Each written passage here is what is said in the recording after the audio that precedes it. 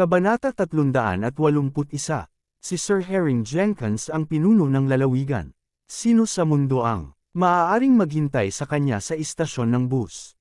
Panipi, hindi mas arado ni Montana ang kanyang sorpresa. Iyon ba ang mayamang taong masyadong mislan sa pananamit? Mula sa lungsod, hindi pwede bakit may isang mayaman na tulad niya na pumunta dito sa pamamagitan ng bus. Hindi dito, pupunta ako say hi.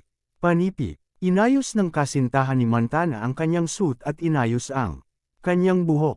Handa na siyang tumuloy. Ngunit Jonathan, gagana ba ito? Magbibigay ba ng pansin sa iyo si Jenkins? Panipi, hindi mapigilan ni Montana na mag-alala. Sa palagay ko, kung sa bagay, kilala niya rin ang tatay ko, at nakasama ko siyang kumain sa 2 beses. Panipi, tiniyak ni Jonathan kay Montana at tumungo sa kabilang panig. Gayunman, hindi nang ahas si Montana na sumama sa kanya.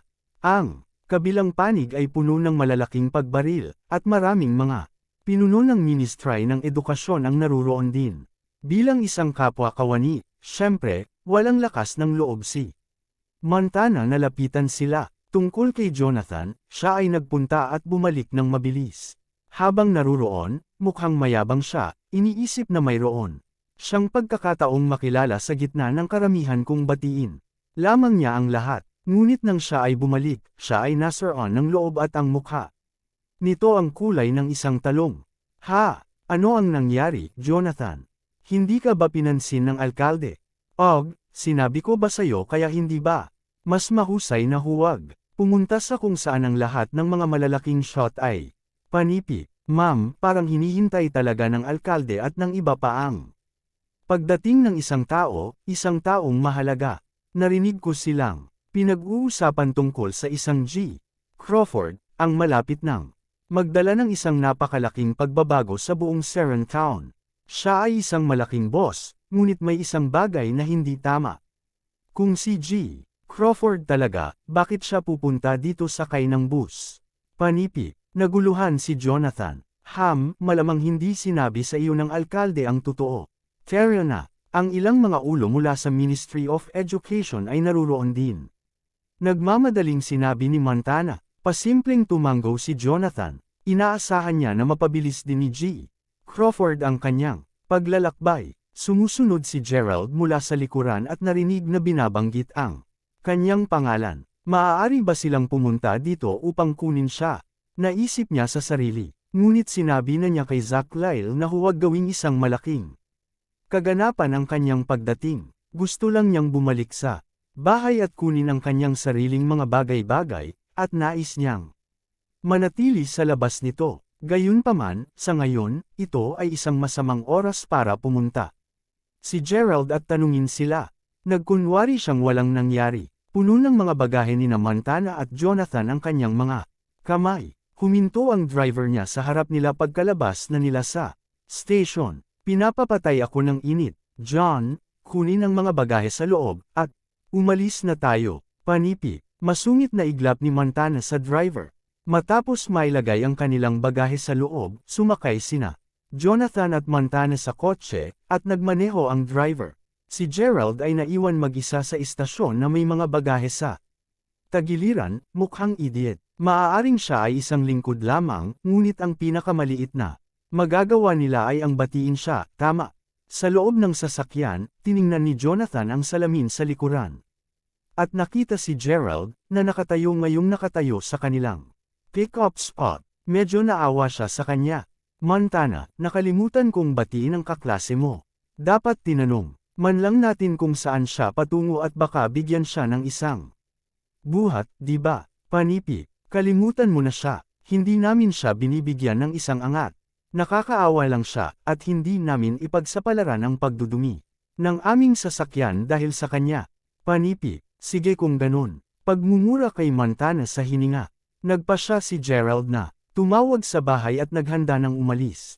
Pagbabalik, naalala niyang tawagan si Winters. Nais niyang sabihin sa kanila na huwag silang gawan ng anumang pagkain dahil may aalisin siya sa kanyang pagbabalik. Ang telepono pabalik sa bahay ay tumunog ng medyo sandali. Ngunit wala pang nakakakuha. 3 beses siyang tumawag hanggang sa may pumili ng telepono. Isang mahinang boses ang dumating sa kabilang panig ng linya. Kamusta? Maaari ko bang malaman kung sino ang iyong hinahanap? Panipi, Ginang Winters, nandito si Gerald. Maaari ko bang malaman kung nasaan si G. Winters? Panipi, nako, Gerald, balik ka na sa pahinga mo ha. Panipi, medyo nagulat si Ginang Winters. Noong bata pa sila, sina Jessica at Gerald ay parehong pinalaki nina G at Ginang Winters. Ito ang dahilan kung bakit ang mga kapatid ay nagkaroon ng isang hindi kapani-paniwalang malalim na pagmamahal sa matandang mag-asawa. Tinatrato sila bilang kanilang sariling mga lolo't lola. Sa nagdaang ilang taon, si Jessica ang unang umangat sa tuktok. Dahil kinailangan pa ring suportahan ni Gerald ang kanyang mahirap na sarili, hindi niya maibigay kay G at Ginang Winters ang isang komportableng buhay. Ang nagagawa lamang niya ay bigyan sila ng tulong pinansyal ng tahimik. Kaya karaniwang, pinanatili pa rin ni G. Winters at ng kanyang pamilya ang kanilang orihinal na buhay. Matapos makatanggap ng balita si Jessica na malapit nang magpahinga si Gerald, ang una niyang naisip na tulungan si G. Winters at ang kanyang pamilya na manirahan. Hindi makakalimutan sa kanya ni Gerald. Kabanata 382. Ahem, si G. Winters ay na-hospital ngayong hapon. Babalik lang ako, upang magbalot ng damit nang marinig kong nagring ang telepono. Panipi, ano, na-ospital? Aling ospital? Panipi, narinig ang mapanglo na tono ni Ginang Winters, tumibok ang dibdib ni Gerald sa kanyang dibdib. Dali-dali niyang hiningi ang lokasyon ng ospital. Sinabi sa kanya ni Ginang Winters ang address. Nangyari ito sa isang ospital sa parehong lalawigan. Nagkataong dumating din si Ginang Winters nang sabay pagkatapos. Nasakyan ang isa sa mga truck ng tinapay ng lalawigan. Tinulungan siya ni Gerald na bumaba mula sa truck bago sumugod sa emergency room sa isa sa mga gusali ng ospital. Si G. Winters ay maliwanag na nagdusa mula sa mga problema sa cardiovascular at pumanaw habang naglulunch. Ang insidente ay nagbigay sa kanya ng isang malaking takot, at agad siyang tumawag para sa isang ambulansya. Ngayon, ginagawa pa rin ng mga doktor ang lahat upang may save ang kanyang buhay. Bakit tayo lang ang nagbabayad para sa mga singil niya sa ospital?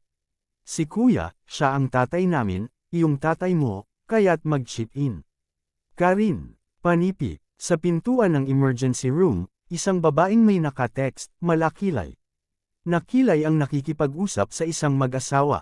Sa kabaligtaran din niya ay maraming mag-asawa na may maliliit na bata. Sa masusing pagsisiyasat, napagtanto ni Gerald na sila ay dalawang anak na lalaki at babae ni G. Winters. Ang mga maliliit na bata ay ang kanyang mga apo. Matapos marinig ang insidente, tila naisugod din nila sa ospital. Mga kapatid ko, ang sinabi mo ay hindi eksaktong-sakto. Lahat kayo ay nakatira sa tatay ng pinakamahabang, at palagi akong lumalabas. Abala sa negosyo, tungkol sa mga singil, hinihiling ko lamang sa iyo na mag-ayos ka muna. Hindi ko pa nabanggit minsan na babayaran kita para sa lahat, kaya't huminahon ka. Sa pagtatapos ng araw, tayong apat ay magkakabuhati ng singil. Panipi, ang pinakamatanda sa bungkus ay palaging nasa pamamahala ng kanyang negosyo. Tumawid siya ng braso, kumukuha ng drug mula sa isang sigarilyo. Bakit dapat magbayad ang apat sa atin ng pantay na bahagi ng singil? Pareho kayong mga kapatid ang panganay sa pamilya, kaya't makatuwiran lamang na lumakad kayo ng kaunti pa. Dapat bayaran namin ni sister ang mas maliit na bahagi. Bukod, ang aking anak na babae ay nagtapos lamang sa unibersidad sa taong ito, at malapit na siyang mag-internship. Kakailanganin ko ng pera para doon. Panipi. Ang pangatlong kapatid na babae ay hindi nasisiyahan.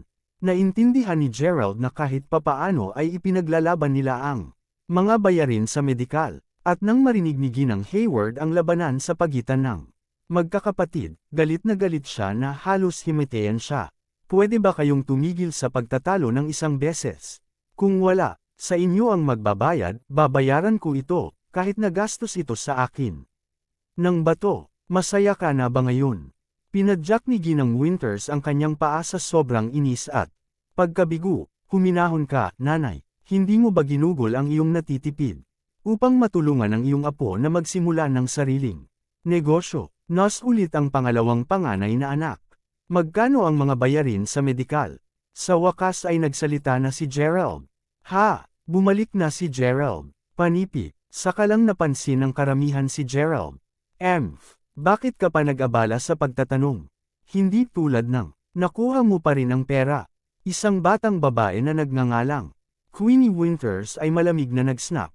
Kaedad niya si Gerald. Sa kanilang pagkabata, si G. Winters ay palaging mas mahilig kay Gerald kumpara kay Queenie. Bilang isang resulta, hindi siya nasiyahan. Anong mga lolo't lola ang higit na mag-aalaga para sa isang mahirap na bata kaysa sa kanilang sariling apo? Itigil ang pagpapanggap na maging isang bagay na hindi ka at sinyo lang ipakita sa amin kung ano ang maaari mong gawin, agwat ni Clifton Winters, ang iba pang kabataan na nag-set up lamang ng kanyang sariling negosyo. Katulad ni Queenie, pareho niyang kinamumuhian si Gerald. Ang galit niya ay nagmula kay Gerald na nakakakuha ng magagaling na marka mula noong bata siya, at madalas siyang ihambing ng kanyang lolo't lola kay Gerald. Sa pagdaan ng panahon, ang pagseselos niya ay dahan-daw ang naging pagkamuhi. Tungkol naman kay Gerald, alam niya na ayaw sa kanya nina Queenie at Clifton mula pa noong una. Gayunpaman, wala siyang sinabi. Noon ay lumapit sa kanila ang isang nurse. Maaari ko bang malaman kung kailan mababayaran ang bayad sa operasyon? Ang kabuuan ay $20,000, at sa palagay ko lahat kayo ay makakaya, hindi ba?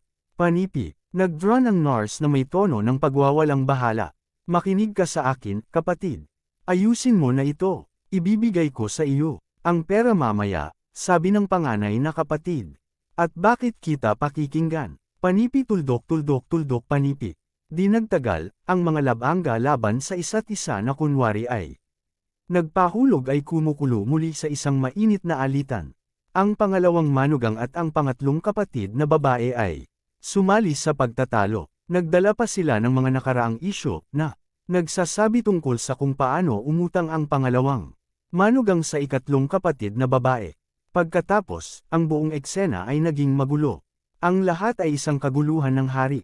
Hindi man lang sinubukan ng nurse na itago ang skull na lumaki sa kanyang mukha. Magbabayad ako, bulong ni Gerald sa nurse habang umiling siya sa kawalan ng kakayahan. Ikaw, Kabanata 383. Inakay ng nurse si Gerald sa ibaba upang magbayad sa counter, kahit na sa tingin niya ay medyo may pag-aalangan siya. Ano kung gayon ang maaaring maging dahilan ng kanyang pag-aalinlangan? Ang lahat ay dahil sa pananamit ni Gerald. Hindi siya mukhang isa na magkakaroon ng maraming pera sa kanya. Ang bayarin sa medisina ay umabot sa $20,000, halos imposible para sa average na pamilya na humalabas, pabayaan ang isang katulad niya. Pinatunayan ni Gerald ang kanyang mali, bagaman binayaran niya ang $20,000 para sa bayad sa pag-opera at naayos din ang tirahan. Ito ay isang napakalaki $30,000 sa kabuuan. Binayaran niya ang lahat ng hindi man lang pinalo ang eyelid. Natigilan ang nurse. Hindi makagalaw. Hindi siya pinansin ni Gerald at naglakad pabalik sa hallway. Nag-aaway pa sila. Lahat, huwag nang mag-away, naayos ko na ang mga bayarin, sabi ni Gerald. Ha! Noon lamang namatay ang laban. Natulala ang magkapatid nang marinig iyon. Binayaran mo ang lahat, Gerald, ito ay $20,000. Saan mo nakuha ang pera? Nagtatakang tanong ng panganay na kapatid. Sa gayon, hindi lamang $20,000, ngunit ang gwapong batang ito ay nagbayad ng $30,000, kasama na ang mga singil sa ospital. Hindi na malayan ni Gerald, sinundan siya ng nurse hanggang dito. $30,000. Lalong nagulat ang karamihan. Sa isang mas masahol na estado ay mas napahiya sina Queenie at Clifton, isinasaalang-alang kung paano nila patuloy na pinagtutuya si Gerald bago ito. Ngayon, talagang tinidor niya ang pera. Pakiramdam nila ay nasample sila sa mukha, isang matigas na sampal. Ang pera ay hindi ninakaw, tama? Tanong ni Clifton na may baluktot na mukha. Naalala ko ang isang online na site ng balita na nag-uulat Kung paano nawala ang isang pera ng isang tao.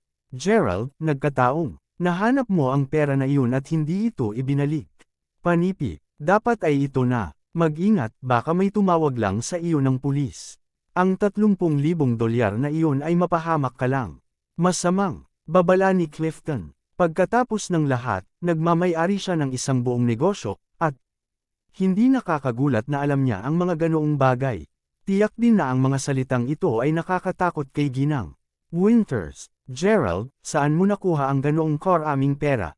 Ay, nagwagi lang ako ng loto, kaya walang dapat alalahanin. Ginang Winters, sagot ni Gerald, medyo nakangiti. Bagaman walang dahilan para maitago niya ang kanyang pagkakakilanlan, simpleng hindi niya alam kung ano ang sasabihin. Kay Ginang Winters, sa halip, nagpanik siya at nauwi sa pagsisinungaling.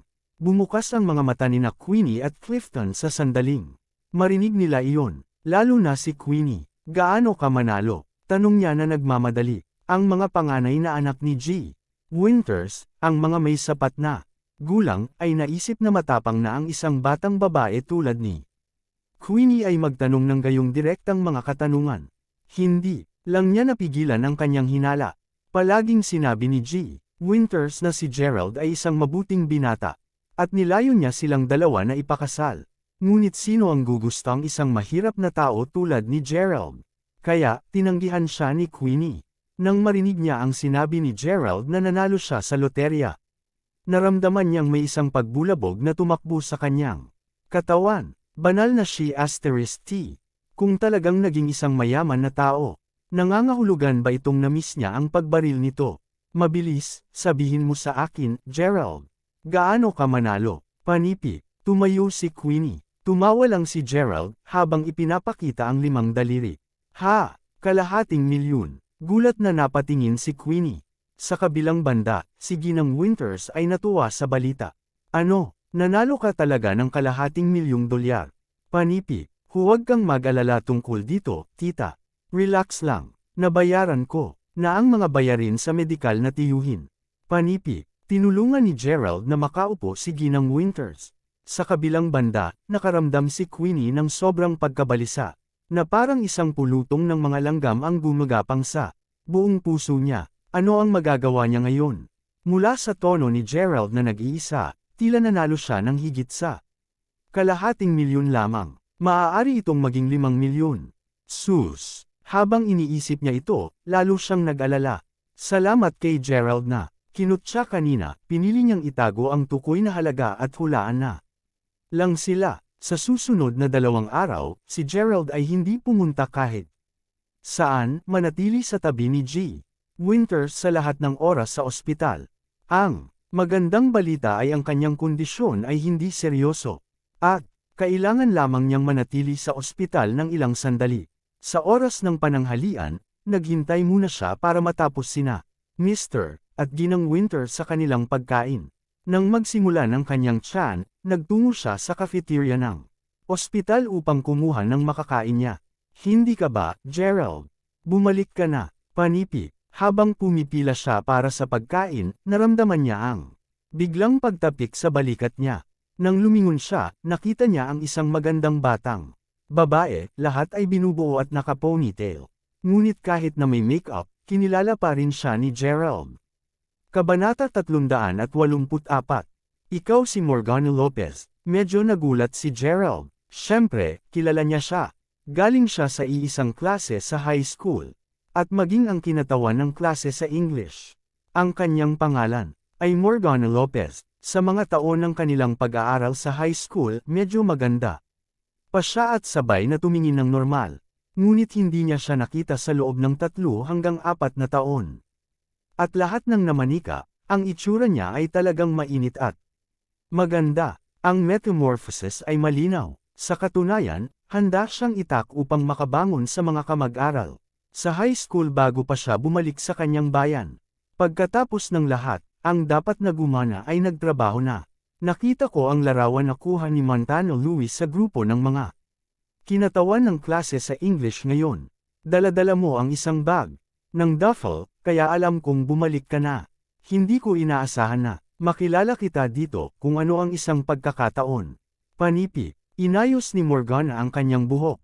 Kahit na pagkatapos ng pagtatapos, karaniwan para sa ilang mga guro na iwanan ang kanilang mga kontak upang manatili makipag-ugnay. Sa mga kinatawan ng klase, F***, natigilan si Gerald. Mula kailan siya kunan ng litrato ni Montana, at paano sa lupa? Hindi niya nalaman. Ang hulaan niya ay dapat na siya ang kumuha ng larawan. Pagkatapos niyang bumaba ng bus. Pagkatapos ng lahat, siya ay sumigaw sa kanya upang dalhin ang kanyang bagahe habang hawak-hawak niya ang kanyang telepono sa oras na iyon, kaya nahulaan niya na dapat iyon noon. F***, ang B*** na iyon. Kahit gaano kabastusan, nagmura pa rin si Gerald sa kanyang puso. Nga pala, bakit ka nasa hospital? May isang taong kilala mo na. Napasok. Panipi. Mabilis na nag-chat si Morgana kay Gerald.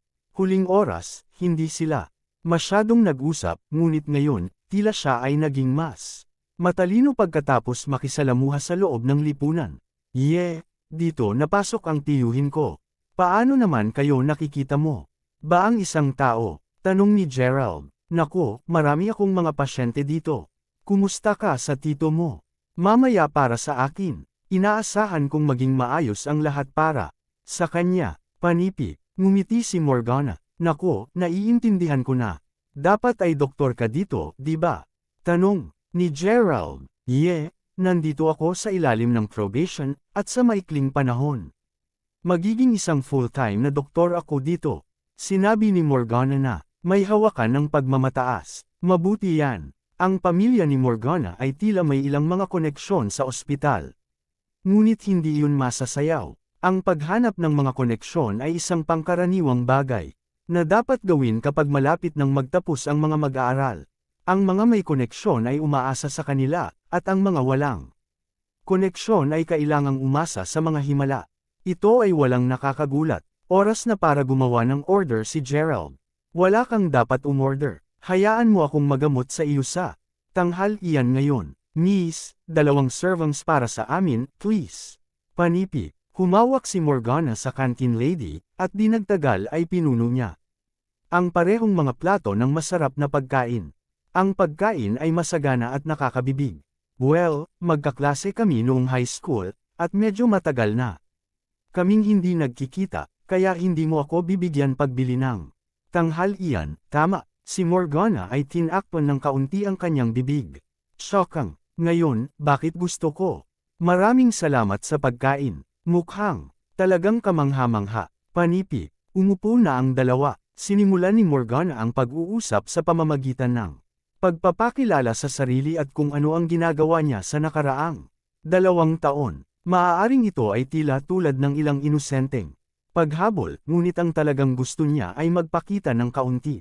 Gayunpaman, mas komportable pa rin siyang makisama kaysa sa ibang mga kamag-aral. Nakinig lang si Gerald, paminsan-minsan ay nagsisingit ng mga papuri ng ilang mga salita. Sa oras na iyon, isang batang lalaki na doktor na may puting lab coat ang lumakad papunta sa Morgana. Sino ito? Nako, ito ay isang kaibigan mula sa high school. Nasagasaan ko siya dito, kaya tinatrato ko siya sa tanghalian. Hoy Gerald, ipakilala ko sa iyo ang kasintahan ko. Si Gabriel Lyons ito. Siya ang sinabi ko sa iyo. At ang kanyang ama ang bise-presidente ng ospital. Panipi. Ngumiti si Morgana. Classmate mo ng high school. Hindi ba mas mahusay na kumuha siya ng tamang pagkain sa restaurant kaysa sa aming cafeteria? Pareho kayong makahabol ng maayos pagkatapos. Nakangiting sabi ni Gabriel. Kailangan ko pa ring magtrabaho kaninang hapon, kaya paano ako makakahanap ng anumang oras para doon? Tsaka wala kang pakialam sa pagkain ng cafeteria, di ba, Gerald? Panipi. Oo naman, hindi. Medyo masarap ang pagkain dito, tumanggo si Gerald habang itinulak ang 2 malalaking bakana ng patatas. Sa lalamunan, kay Gerald, tama talaga na ang mga bagay ay naging ganito. Para sa natitirang pagkain, nakinig siya kina Rambol ni na Gabriel at Montana. Tama, wala ka ba ibang mga kaklase sa high school na pupunta dito? Ngayong gabi, sa tingin ko ito ay si Cameron Laver at ang iba pa. Bumalik na sila para sa kanilang pahinga, at mukhang kailangan mong mag-duty ngayong gabi, sabi ni Gabriel. Talaga, pagkatapos hulaan ko kailangan kong muling isulat ang aking paglilipat sa ibang pagkakataon. Si Cameron at ang kanyang pangkat ang aking pinakamagaling na mga kaibigan noong high school, at ngayong nandito na sila sa pahinga, dapat ko rin silang tretuhin, kahit na kailangan kong mag-day off. 4 na taon ko na silang hindi nakikita. Oo nga pala, nag-book ka ba ng restaurant? Tanong ni Morgana. Yep, nag-book ako ng Johnsbury Bistro para sa ngayong gabi. Masyadong ordinary ang restaurant na iyon. Kumusta ang Buntingford Grand Hotel? Kung sa bagay, hindi pa natin nakikita ang bawat isa mula nang umalis tayo sa high school, 4 na taon na. Ngayon, hindi mo ako ipamuka sa aking harapan na sobra, hindi ba, panipi, ayos, kung ganon. Nagbago yon sa pamamagitan ng paraan, kailan mo kukuha ng iba pang mga direktor para sa isang pagkain upang maisaayos ito. Alam mo na ang iyong direktor ay pinuno ng ospital, at walang magagawa ang aking ama tungkol dito. Panipi, mapait na tumawa si Gabriel. Bakit mo isinuko ang bagay na ito? Nawalan na lang ako ng gana, hindi ko malunok ang isang kagat nito. Panipi, hinampas ni Morgana ang kanyang tinidor sa mesa sa galit. Mula sa narinig, nahulaan ni Gerald na si Morgana ay dapat na nasa ilang uri ng gulo. Kabanata 385. Bakit niya ginawang permanenteng doktor ang iba pang intern at hindi ako? Katulad na ng sinabi ko dati. Hindi niya binibigyan ng mukha ang iyong ama. Hindi ba niya alam na pareho tayong nagkikita? Ginawa niya ang isa pang intern na isang full-time na doktor at hindi niya ako pinansin. Panipi, galit na galit si Morgana na halos tumama muli sa talahanayan ang kanyang tinidor. Sinubukan siyang aliwin ni Gabriel. Nakinig si Gerald habang kumakain, at halos maintindihan niya ang nangyari. Ang diwan nito ay ang pagpasok ni Morgana Lopez sa ospital bilang isang intern clinician na inayos ng ama ni Gabriel, ang vice-presidente ng ospital. Siyempre, talagang magaling si Morgana sa kanyang trabaho, kung saan siya ay napaka-propesyonal at napakahusay sa kanyang mga kasanayan. Maraming kawani ng ospital at pasyente ang lubos na nagbigay ng puri sa kanya. Gayunpaman, ang ama ni Gabriel ay tila nakikipaglaban sa direktor. Sa huli, naging biktima si Morgana ng hidwaan sa dalawa. Pinaghihinalaan niya na ito ay magiging kaunti pa sa hamon na maging isang permanenteng doktor sa kanya, at kung ang kanyang probosayon ay hindi nagtapos ng maayos, ang tanging halatang pagpipilian ay ang umalis sa ospital. Ang kanyang lugar ay ibinigay sa isa pang intern mula sa panig ng direktor, ngunit ang isang iyon ay tila gumanap ng mas masahol kaysa kay Morgana. Malinaw na sadyang nais ng direktor na mapahiya ang ama ni Gabriel. Ngayon, ang mga bagay ay naging medyo nakakainis para sa kanila. Posibleng-posible na ang mga bagay ay hindi yumapekto sa kanila. Kaya, ito ang dahilan kung bakit nais ni Morgana na magkaroon ng isang night out kasama si Cameron at ang iba pa. Alam ni Gerald kung sino si Cameron at ang kanyang barkada dahil magkatulad sila ng klase sa high school. Ang tatay ni Cameron ay nagtrabaho sa isang ospital, at ang kanyang ina sa health bureau. Sa madaling sabi, magkakaroon sila ng talakayan sa usapin sa paglaon. Hindi komportable at awkward ang naramdaman ni Gerald habang nakikinig sa usapan nila. Mabilis niyang tinapos ang kanyang pagkain. Tapos ka na. Kumain ka na ba? Kita nyo, marami akong nangyayari dito, kaya huwag mong isiping mabuti ito, tama? Panipi, malinaw na tinanong ni Morgana ang tanong. Hindi ito naging kasing init ng dati. Sa mga araw na ito, ang karamihan sa mga tao ay magalang lamang. Sa mga unang minuto, kapag natapos ang oras na iyon, ang kanilang tunay na karakter ay lalabas mula sa loob. Okay lang, at by the way, Morgana, sinabi mo lang na nahihirapan ka sa trabaho. Huwag mag-alala ng sobra, at mamahinga ka lang. Naniniwala ako na magiging maayos lang ang lahat. Panipi, hindi natapos ni Gerald ang kanyang tanghalian at umalis na lang. Nang ganon, gayunpaman, maaari niyang bigyan siya ng isang nakakatiyak na salita o dalawa. Naisip pa ni Gerald na kung makakatulong siya sa kanya, higit pa siyang handang tumulong. Bagaman nasasabi niya na hindi talaga nakikita sa kanya ni Morgana, ang katotohanan na inimbitahan niya siya para kumain. Hindi alintana kung mahal man o hindi, ang tungkol sa pagkakaibigan. Bilang resulta, humingi si Gerald ng tulong at ibalik ang pabor. Salamat, Gerald. Tama, sabihin mo sa akin ang numero ng silid sa ward ng iyong tiyuhin, at papalapitin ko si Gabriel at kamustahin. Panipi. O sige. Sinabi sa kanila ni Gerald ang ward number. Nang hindi nagagambala sina Morgana at Gabriel, naglakad siya palabas ng cafeteria upang alagaan si G. Winters. Sa parehong oras, tinawag niya si Zack, nakikita kung makakakuha siya ng ilang mga string upang matulungan si Morgana na maging isang permanenteng doktor sa ospital na ito. Hindi naman ito naging big deal. Hindi lamang kasama ang pangmatagalang plano sa pamumuhunan ni Gerald na nagsasama ng mga industriya ng libreng pamilihan. Ngunit nagsama rin ito ng marami sa mga negosyo ng Serentown. Ang mga ospital at sektor ng pang-edukasyon ay bahagi rin sa plano ng pamumuhunan na iyon. Siya nga pala, Gerald, iniisip ko kung malaya ka ngayong gabi. Tanong ni Zack nang malapit na nilang ibitin ang tawag. Bakit anong problema? Sa gayon, alam ng pinuno ng Serentown County na bumalik ka. Nang ilang araw, kasalanan ko ang lahat, pinabayaan ko ito kapag umiinom ako, at nagpunta pa sila sa istasyon na partikular lamang upang batiin ka. Ngayon, nag-set up sila ng isang welcoming party para sa iyo, at nais nilang malaman kung dadalo ka sa pagdiriwang. Panipi. Kung sa gabi, mabuti, pupunta ako. Ang pakiramdam na iyon sa kanyang gat ay tama, lahat nandoon talaga sila sa istasyon upang sunduin siya. Sa totoo lang, napakasama ni Gerald sa pag-iwan sa kanila na nabigo, tulad ng para sa welcoming party, kahit na hindi niya nais na pumunta, mananatili lamang silang manakit sa kanya. Kabanata 386. Kaya, pumayag siyang umalis. Sa hapon, sa sandaling natulog si G.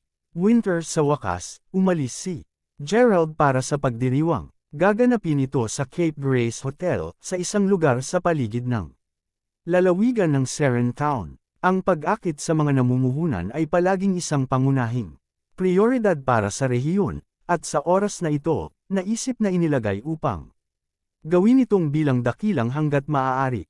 Kahit na maraming mga may-ari ng negosyo ng Serentown County ay dadalo, sina Zack at Michael ay unang nakarating dahil kinailangan ni Gerald na alagaan si G. Winters. Tumayo si Gerald sa pasukan, handa nang pumasok sa hotel. Sa tabi niya, isang kotse ang humila sa parking space. Isang mag-asawa ang lumabas sa sasakyan, magkasamang braso. Ang babae ay nagbihis ng elegante at formal, at ang lalaki ay may suot sa kanya. Ay nako, umalis na sana tayo kanina. Tingnan ang oras ngayon. Panipi. Reklamo ng babae. Bakit laging may kasalanan ako? Ikaw ang tumatagal ng oras. Bawat oras upang ilagay ang makeup na iyon. Tumawag pa ang aking tatay ng ilang beses upang magmadali sa amin dahil darating si G. Crawford. Nakakahiya kung huli tayo, sukli ng lalaki. Ang mag-asawa ay walang iba kundi si Montana at ang asawa niyang si Jonathan. Itigil ang pakikipag-away, pumasok na tayo.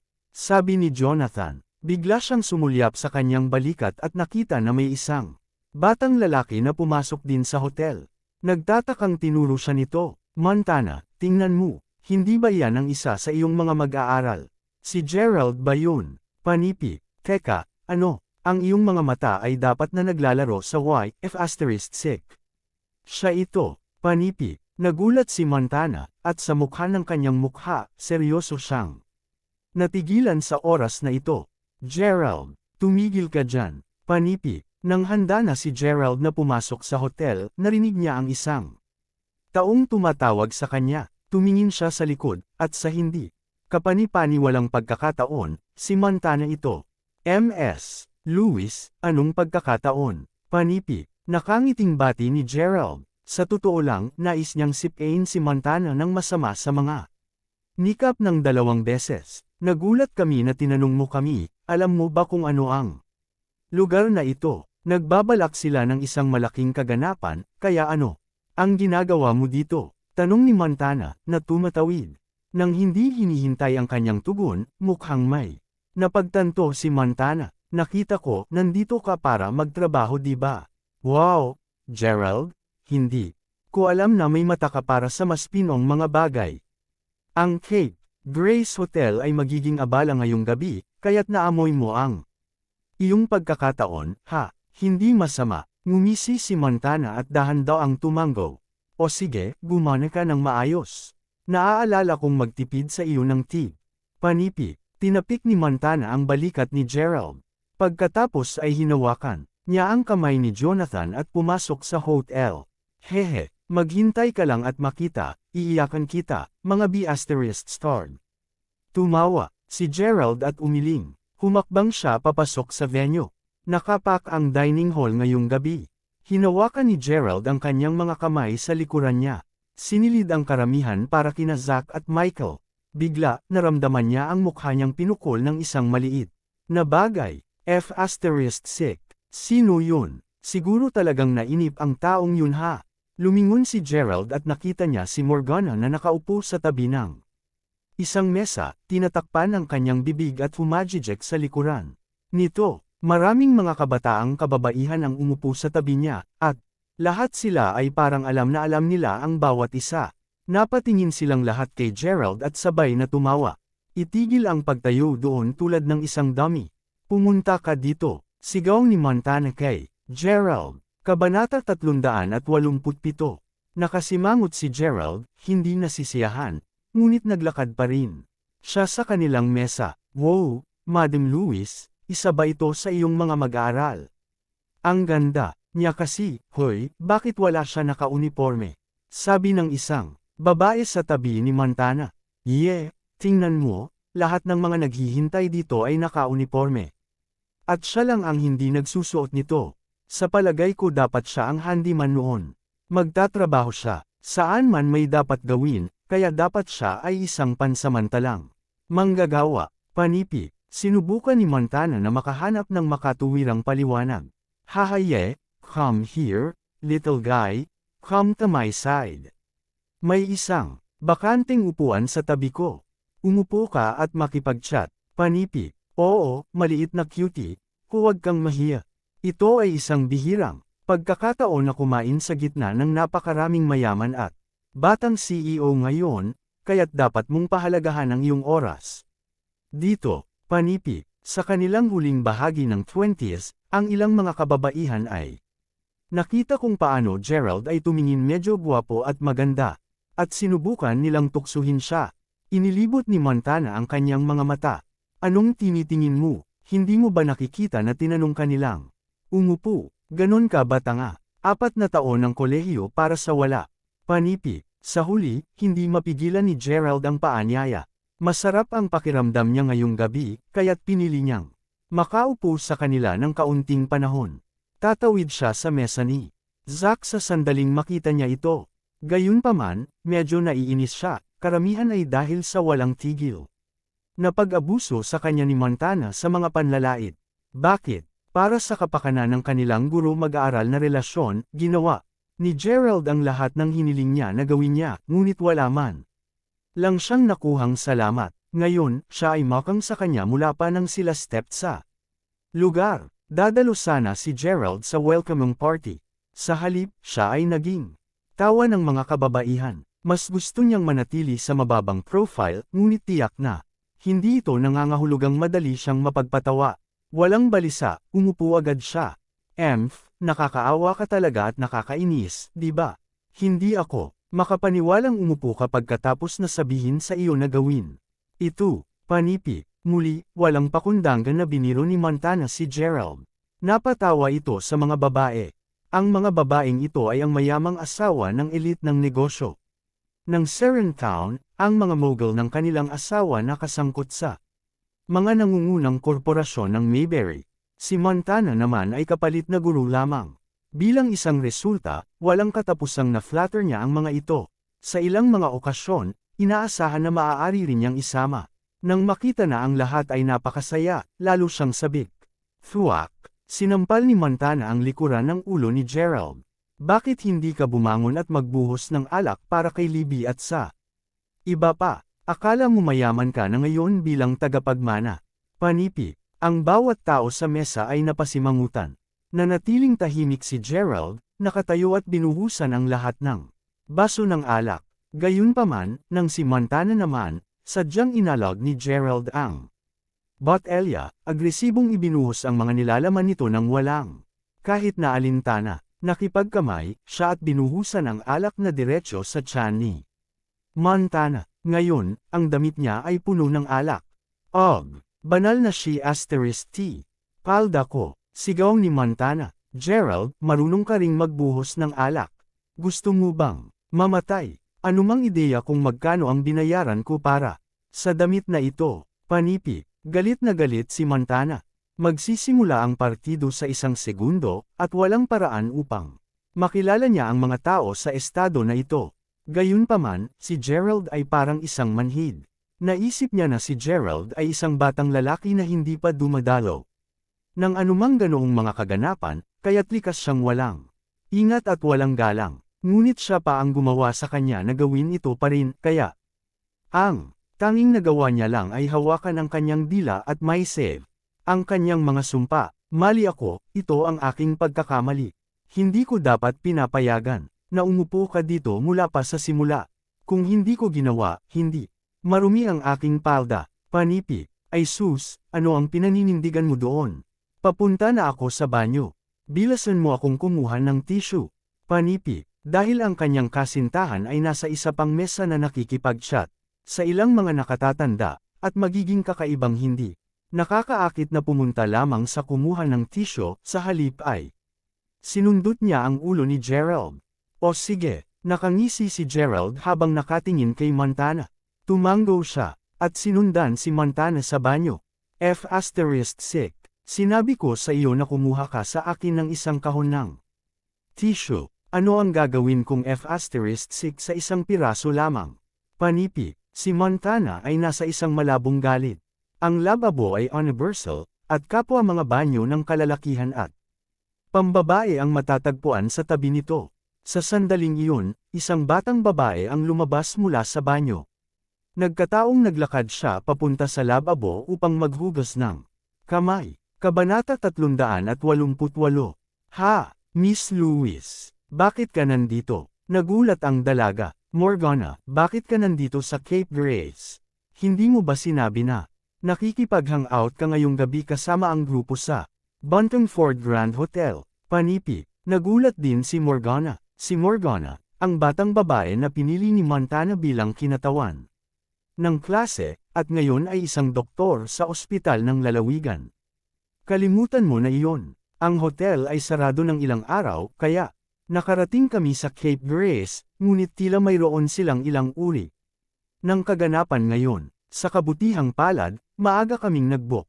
O kung hindi kami makakuha ng isang lugar. Panipi, nagkibit balikat si Morgana, bamulong. Tila hindi niya napansin si Gerald, na nakatayo lamang sa kanyang tabi. Miss Lewis, paano ka naging pabaya? Mayroon kang pulang alak sa buong damit mo, tanong ni Morgana. Huwag mo nang tanungin. Narito ako para sa isang kaganapan sa negosyo, at ang lahat ay dahil sa bastardo na si Gerald. Nakuha niya ang alak sa akin. Panipi, inilibot ng mata ni Montana si Gerald. Saka lamang niya napansin si Gerald na nakatayo sa tabi niya. Bakit ka nandito, Gerald? Huwag sabihin sa akin na narito ka kasama si Miss Lewis para sa kaganapan. Nagtatakang tanong ni Morgana. Ha, siya. Narito lang siya bilang isang handyman. Walang paraan na siya ay naimbitahan dito. Sinabi ni Montana, halatang may foul ang kanyang kalooban. Hindi mahalaga kung gaano niya sinubukan na linisin ang kanyang damit, naroon ang mantsa, ngunit ang kaganapan ay malapit nang magsimula, at mabilis siyang sumugod sa banyo sa sobrang galit. Cameron, guys, tingnan kung sino ang mayroon tayo dito. Panipi, sa lalong madaling paglabas ni Montana ng banyo kasama si Morgana, ilang batang lalaki ang lumabas sa silid ng hall sa unang palapag. Ito ay si Gabriel Lyons, kasintahan ni Morgana na si Cameron, at ang iba pang mga kamag-aral. Ang totoo noon ay hindi pa nakikilala ni Gerald si Cameron at ang iba pa sa mga taon na ngayon. Ni hindi nga sila masyadong nag-usap. Noong high school, pabayaan ang kolehiyo. Nang makita nila si Morgana, dali-dali silang lumapit upang batiin siya. Hindi pinasok ni Gerald o inisyatiba ang pagbati sa kanila, nakatayo lamang sa tabi at tahimik na nakikinig. Cameron, ikaw ang pinakagwapo sa klase namin. Hindi ko inasahan na magiging heartthrob ka pa rin. Tapos anong susunod? May mga plano ba sa hinaharap? Tanong ni Morgana kay Cameron. Si Cameron ay nakasuot ng isang tuxedo, ang buhok ay nakadulas sa likod. Siya ay may mahusay na postura, at sa katunayan, mukhang ganap na mapangahas. Higit sa lahat, hindi siya ang pinakamayamang bata sa klase noon, ngunit ang kanyang pamilya ang may pinakamaraming koneksyon, at medyo iginalang siya ng mga guro. Wala akong ideya, baka hilahin ako ng pamilya ko. Tawa ng tawa, si Cameron, hindi na kailangang sabihin, naunawaan ng lahat na ang kanyang magiging karera sa hinaharap ay magiging matatag at ligtas. Ang iba naman ay tumutulo berde sa inggit para sa kanya. Ngunit Cameron, hindi ka maaaring maging isa na nakakakuha ng matatag na landas. Si Morgana ay nagtatrabaho ngayon sa ospital, at kailangan mong gawin ang iyong makakaya upang matulungan siya.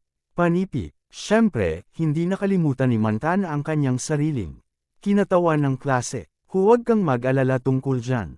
Hindi ito magiging problema sa akin. Panipi, ay sige, naging classmate mo rin si Gerald ng high school. Bakit? Parang hindi kayo magkakilala. Panipi, sa pagkakataong ito, ang kasintahan ni Morgana na si Gabriel ay biglang tinuro si Gerald. Ha, Gerald. F***. Nakangiting bulalas niya. Si Cameron at ang iba pa ay tumingin sa direksyon ni Gerald, at sigurado na, napagtanto nila na ito ay ang parehong Gerald mula sa high school. Nakalimutan kong sabihin sa inyo na nakilala ko si Gerald ng tanghali ngayon ng tanghali, at siya ngayon ay isang waiter sa Cape Grace Hotel. Pagkakita na lang ni Morgana na si Gerald ay napabayan at hindi pinansin, naramdaman niyang awkward at ipinakilala pa rin siya. Magaling yan, Gerald. Nakapwesto ka ba sa kusina o hall? Kung hindi gumana ang mga bagay para sa iyo, mahahanap kita ng ilang mga koneksyon at itataguyod kita na maging isang supervisor. O kung ano man. Panipi, ngumiti si Cameron at tumango. Kaklase mo ba siya mula high school?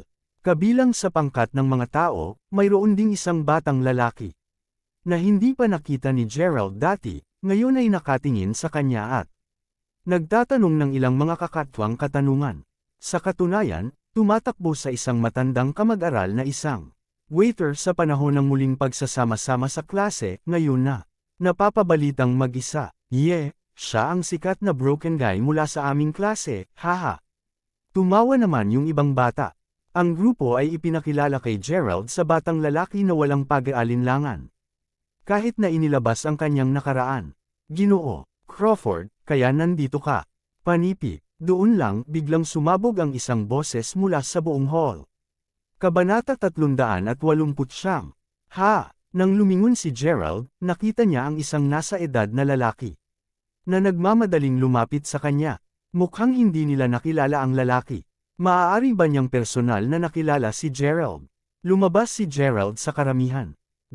Gerald, bakit mo hinabol ito? Hindi mo ba narinig kung paano siya tumatawag ng isa, Gerald? Panipi, oo, hindi ka ba nahihiya? Panipi, ang ilang mga kaibigan mula sa high school ay sinundan si Gerald.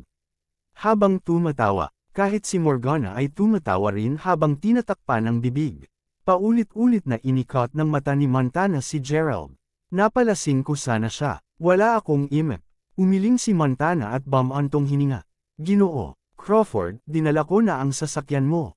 Nasa Sector C ito, ng parking lot. Narito ang mga susi, at inutusan ako ng master na hilingin sa iyo na bumalik ng maaga. Panipi, nakuha ko ito, Lyle. Kung wala ng iba, dapat kang bumalik. Panipi, pagkatapos, isang batang lalaki sa tabi ni Cameron ang lumabas at umiling na may chuckle. Sa palagay ko nagkamali siya sa kanya. Medyo nahihiya si Gerald. Nakakatuwa ka, di ba?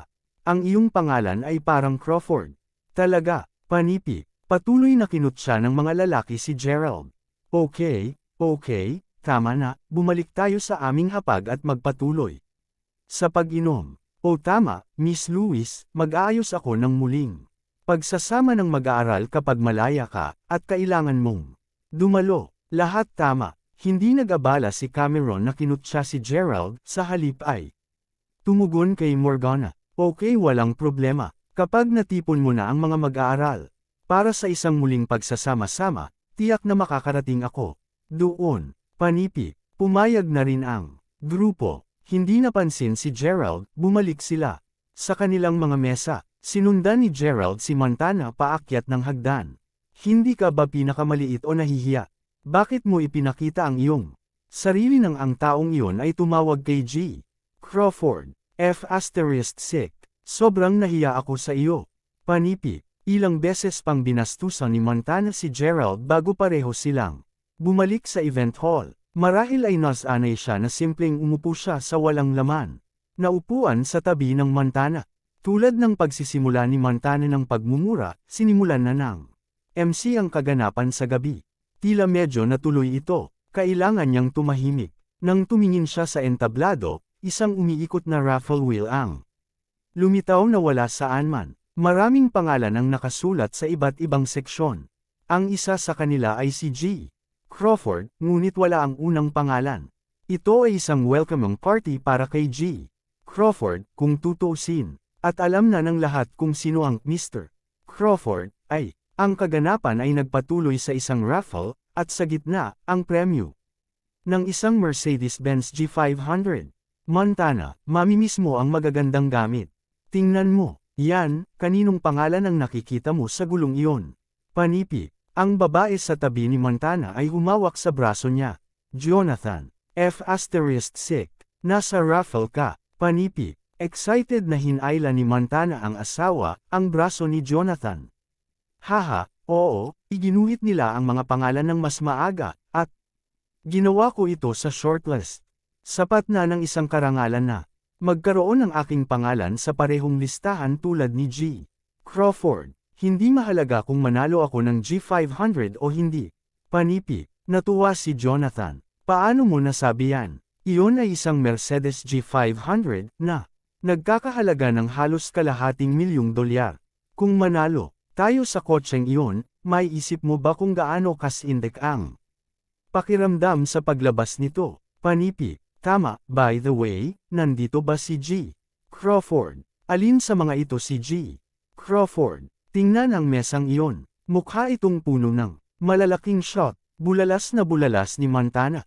Wala pa si Gerald, ngunit nandito ang maalamat na Zach Lyle at Michael Zick. Sinabi ni G. Lyle na baka dumating si Gerald mamaya. Ano pa man, dahil sinabi ni G. Crawford na pupunta siya ngayong gabi. Panipi, natuwa si Jonathan. Sa kabilang banda, nakatingin si Gerald sa kanyang telepono. Tulad ng inaasahan, maraming mga hindi nasagot na tawag mula kay Zach. Nang makita si Gerald na gumagamit ng kanyang telepono, muling nasisiyahan si Montana. Magtapon na sana siya ng ilang insulto nang bigla na puno ng boses ng MC ang buong hall. Lahat, nagsisimula na ang raffle. Paikutan natin ang gulong at tingnan kung sino ang nanalo ng nangungunang premyo ngayong gabi, ang G500. Panipi, sa lalawigan, ang isang G500 ay isang malaking deal. Ito ay medyo maliwanag na naglagay sila ng napakalawak na pagsisikap sa kaganapang ito. Sa isang malakas na hooray, ang MC ay nag-ikot ng gulong. Ding! Kabanata 370. Binabati kita, G. Duffy, sa pagwawagi ng isang gintong keyboard na nagkakahalaga ng $15,000. Umikot ulit ang host sa gulong. Ding! Binabati kita. Panipi tuldok panipi. 3 gantimpala ang naipadala pagkatapos.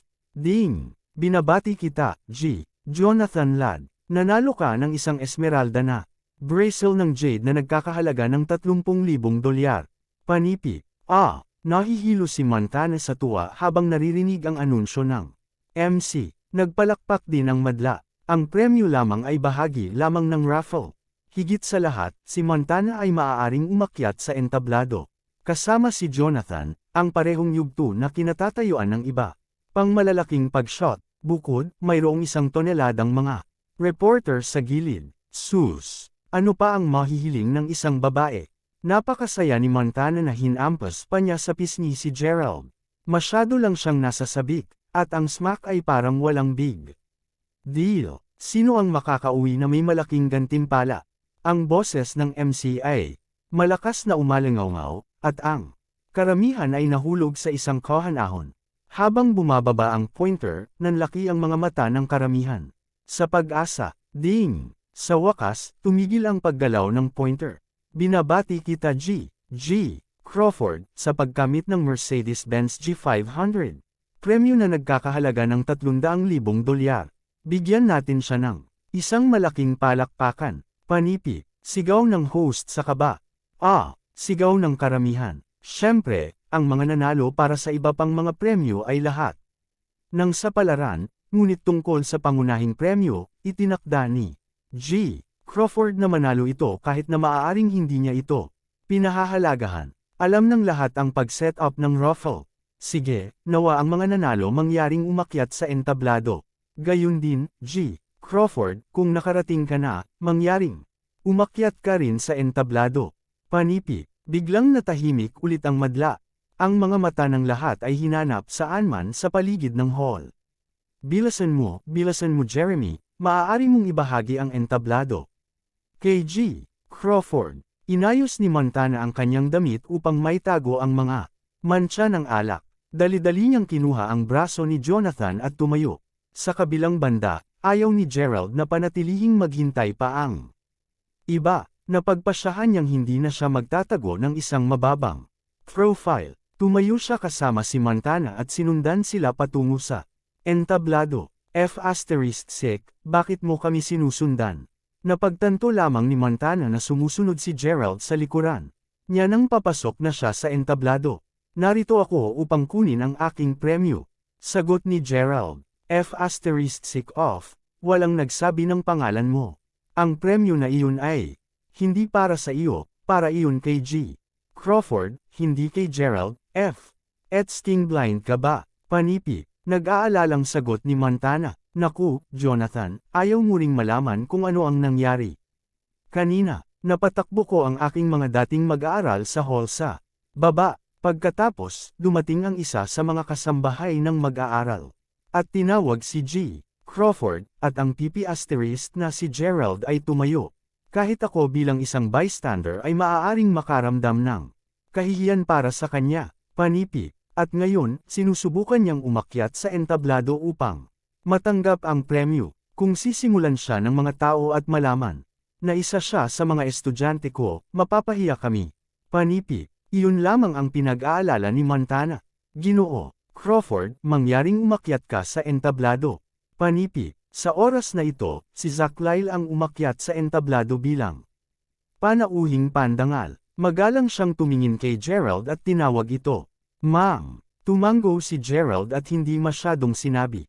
Naglakad siya pataas ng entablado. Si Michael Zick, na nakaupo sa talahanayan ng VIP sa ibaba, pati na rin ang iba pang mga koponan ng Mayberry International Inc., lahat ay tumayo at pinasaya siya. Ginoo Crawford, binabati kita. Panipi, salamat sa lahat. Ngumiti ng mapula si Gerald. Kaya siya talaga si Mr. Crawford. Ang buong karamihan ay agad na nahulog sa isang katahimikan na pin drop. Hanggang dito na lang ang ating kwento. Huwag kalimutan mag-like, share and follow for more story ng Ang Lihim na Mayaman.